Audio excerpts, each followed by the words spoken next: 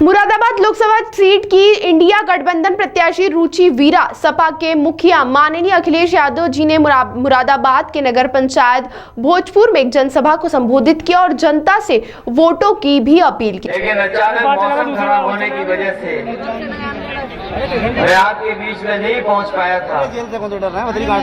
आज आखिरी दिन है प्रचार का, तो मैंने सोचा कि जरूर आपके बीच में मदद और सहयोग के लिए मैं जाऊंगा।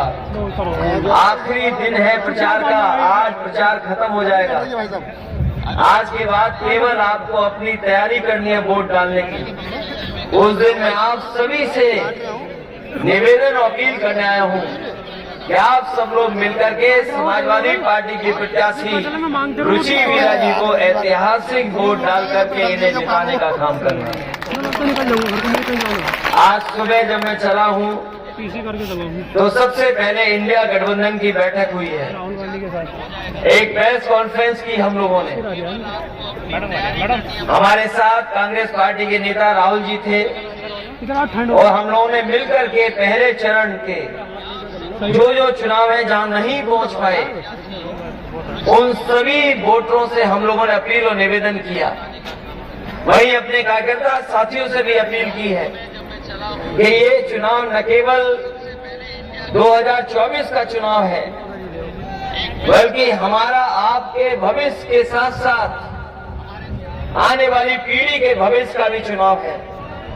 जब हम लोग नारा सुनते हैं, बीजेपी के लोग जब ये बात कहते हैं कि 400 पार, और जब उनके तमाम नेता जो देश के कोने कोने में हैं, उनके स्टेटमेंट जब आते हैं तो लगता ये है कि 400 पार का ये नारा इसलिए दे रहे हैं कि ये बाबा साहब भीमराव अम्बेडकर जी का दिया हुआ संविधान को बदलना चाहते हैं।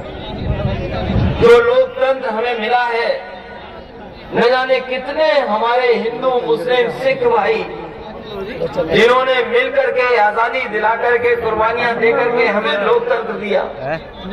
और सच्चाई तो यह है कि दुनिया का सबसे खूबसूरत लोकतंत्र अगर कोई है तो वो हमारे भारत का है।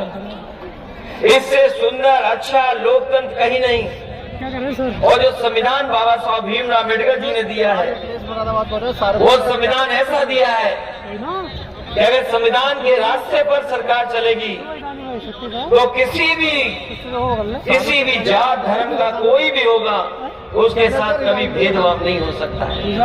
आपने हमने देखा है जब से भारतीय जनता पार्टी की सरकार आई है, लगातार इस सरकार ने भेदभाव बढ़ाया है, लगातार लोगों के साथ अन्याय किया है। लोग अपमानित महसूस कर रहे हैं। अगर कहीं न्याय के लिए भी लोग गए हैं तो कहीं अगर न्याय मांगने गए हैं तो न्याय भी सरकार ने नहीं दिया। और हमने आपने वो समय देखा है जिस समय यहाँ के किसान उत्तर प्रदेश से लेकर के पंजाब, हरियाणा और देश के सभी किसान आकर के काले कानून के खिलाफ दिल्ली में इकट्ठे हो गए थे। सालों साल खड़े रहे, लगभग 1000 किसान शहीद हो गए, लेकिन सरकार ने सुनवाई नहीं की। सरकार को कोई परवाह नहीं रही। लेकिन जैसे ही चुनाव आया, उन्हें उत्तर प्रदेश की चुनाव की हवा पता लग गई। आपको याद होगा 2022 के चुनाव से पहले इन लोगों ने काले कानून वापस ले लिए। मैं आपको कहना चाहता हूँ, काले कानून